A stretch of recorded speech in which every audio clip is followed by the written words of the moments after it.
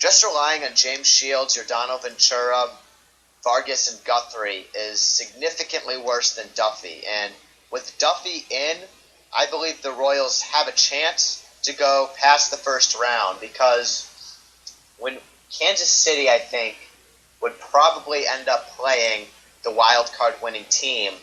And at this point, that would be Seattle, which I think is a weaker hitting team, so that plays right into their ballpark. But if you don't have that advantage of having Duffy in that rotation, then the Mariners have a good rotation too, Seattle. And I think if the Royals' power hitting, their hitting is okay. I think Duffy is key. He can decide whether they go to the second round or not. I think he kind of has that big of an impact on their team. Yeah, Danny Duffy is as you said, I think he's an underrated starter. So this would be a big loss to the Royals, but the Royals have dealt with losses this year, and they've overcome adversity, and the Tigers have struggled. So, the Tigers, they have a chance. The Royals have a chance too. But anyway, that's going to do it for our first half of the show.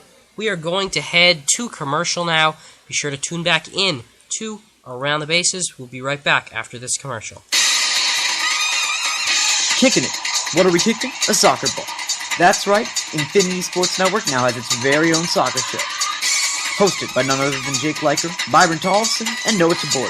We bring you all the latest news on and off the pitch in the soccer world, whether it be the international or club level. Like us on Facebook at Kicking It. And don't forget to tune in once a week on Spreaker.com/Infinity Sports Network. Listen to us there.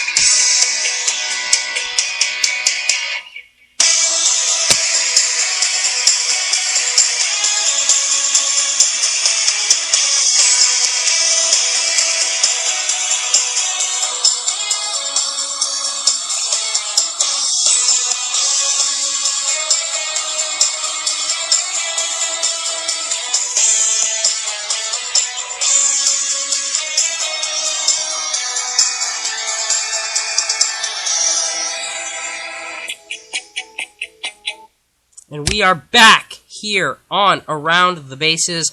I am your host, Miles Klotz, alongside my co-host, Chris Gleason.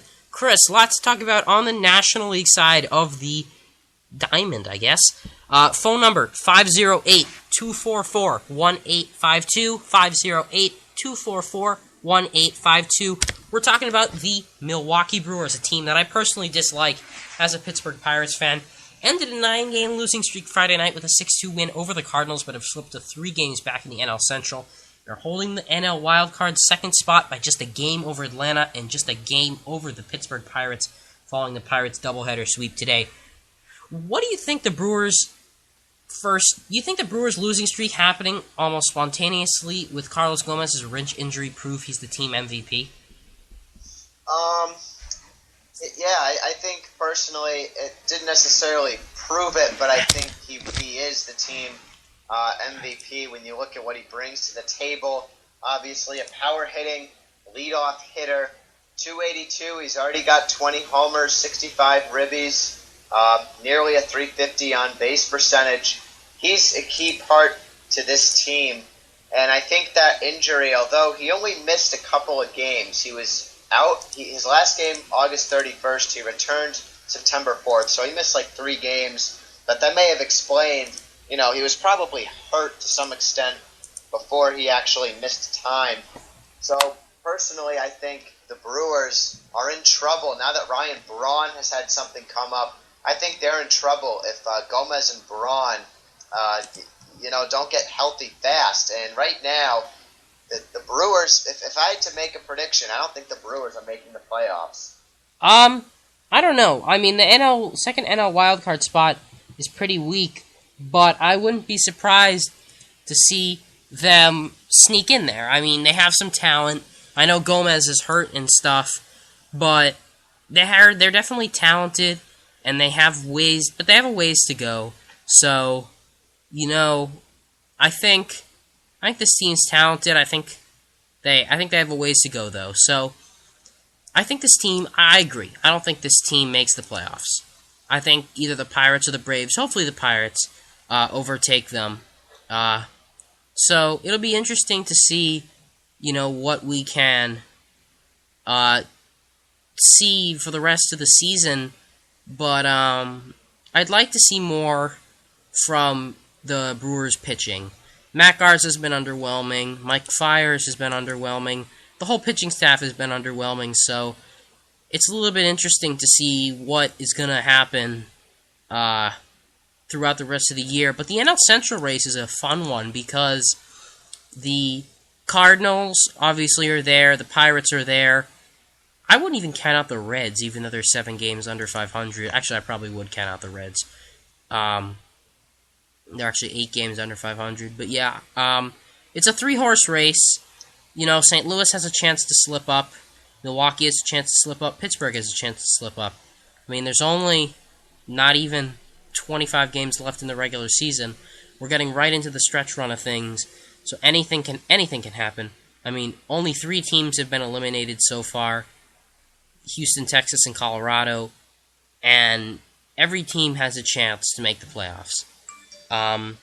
Definitely. So, I think this will be an interesting race, especially for the second NL wild card. But my next question, if Carlos Gomez stays healthy and they make it to October, how far do they go? Well, I think this is going to depend a little bit on their opponent in that wild card game. Now, even if they win that wild card game, the Brewers are just a team that I don't see going past the first round in any scenario whatsoever, because just watching the past few years, now baseball's gotten exciting the last few years with, kind of surprise teams making it. You can look at the Diamondbacks 2011 division champions. I think the Reds made it that year too. The Orioles in 2012, or not 2012, 2013. You look at a lot of the teams lately, the Pirates, the A's last year. Who did I say? Did I say the Orioles last year? The Orioles in 2012, yeah. 12, okay, I was right the first time. The Orioles, though, in 2012. Last year was the A's and the Pirates. But none of these teams made it past the first round. And the reason why is because a lot of postseason inexperience. It was their first time for all of those teams that I mentioned, all the aforementioned teams. It was their first time making the playoffs, basically in at least 3-5 seasons. Like, it had been a while for all of those teams. So I think when that pressure is on, and you're not used to it, it's different in baseball, because you play a 6-month regular season, and then all of a sudden all that comes down to a best-of-5 series. And if you're a wild card team, it comes down to 1 game. And I think this Brewers team is very young. When you look around Gomez and Braun, you see a lot of guys, Chris Davis, Scooter Gennett, Jonathan Lucroy, young Gene Segura, can't forget him. A lot of young, promising players, but the postseason experience is going to kill them, and there's no way they're making it past the first round, even if they win that wild card game. Yeah, I would agree. They definitely have a ways to go. But I agree. Lots of work to do with everything, but I think this team's talented. I think they can go places. But yeah, lots of good stuff. So sticking in the NL Central, St. Louis Cardinals welcomed back Michael Wacha, who was 5-5 with a 2.79 before leaving due to injury. Returned for his first start against the Brewers since June 17th. Limited to 50 pitches in his return. do you think he's a reliable starter for the Cardinals going forward? Well, I think he's probably not reliable only because of his injury situation this year. He's one of those young, up-and-coming, kind of exciting players. Obviously, we saw a lot of him last postseason, but yeah, he was great last year. 4-1, 2.78 ERA. Even this year, before going on the DL, 5-5, 2.79 ERA. But he hasn't pitched since the middle of June. And when you're dealing with shoulder injuries as a pitcher, shoulder and elbow are the worst you can have. I mean, if it's like ankle or or hip, it's usually not as big of a deal. But I think, Miles, we can both agree, shoulder and elbow injuries, and you can throw in wrist if you want, are the three worst injuries for a pitcher in terms of in terms of their chances of a quick recovery and kind of making an impact immediately upon return. Yes, I agree. Shoulder and elbow injuries are very severe for pitchers. And I guess a wrist injury could hurt too, or a muscle strain. But, yeah, shoulder and elbow, two big injuries that you really don't want to see for any kind of pitcher. So, it's tough, I think Michael Wacha has a chance to be a very good starter. I think he's very talented. But the real question is, do you think that he's really going to make an impact going forward with everything that's been going on throughout the organization? I really don't know. I mean, he's really been playing very well. He's really been pitching well. But this team plays in a tough division. They've got tough stuff to do. I mean, it's going to be hard for them, definitely, to contend. But what do you think the Cardinals can do moving forward? Do you think they're going to win the division? I think they've got the division locked up because when you look at this team, it's still a pretty solid team, and especially the rotation. The rotation around Michael Wacha is very solid. Adam Wainwright is definitely your ace pitcher. Winning 16 games this year so far, 2.69 ERA. Got a solid supporting cast. John Lackey, maybe he's okay, but proven pitcher in the postseason. That's key. Guys can just flip that switch in the postseason. And John Lackey, who's twice pitched the clinching game and won the clinching game 7 for a World Series team, is going to be key in the postseason. Masterson, he hasn't been great since coming to St. Louis. The numbers will speak for themselves. But he did have a good appearance. Now, he had a relief appearance, it looks like, yesterday for the Brewers, so they might be experimenting with that. Shelby Miller is reliable, so I think personally that the Cardinals win this division, and I think if there's any team between them and the Giants, because of the Cardinals hitting, I think the Cardinals have a better chance of contending with the Dodgers, who I think right now are the NL favorite. I think that Washington's the NL favorite, but we can debate that in a later part. But anyway, I think that this is going to be a very good division.